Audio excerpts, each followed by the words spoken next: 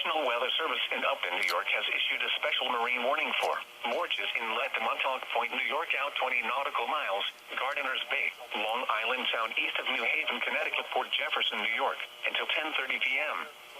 At 9:59 p.m., severe thunderstorms were located along a line extending from near Gardiner's Bay to 9 nautical miles south of Nepean Bay, moving east at 40 knots. Hazard, wind gusts 34 to 50 knots and large hail. Source, radar indicated. Impact, small craft could be damaged and briefly higher winds and suddenly higher waves. Large hail could result in structural damage. Locations impacted include Montauk Point, Nepean Bay, Gardiner's Bay, Gardiner's Island, and Montauk Shoal. Move to safe harbor until hazardous weather passes.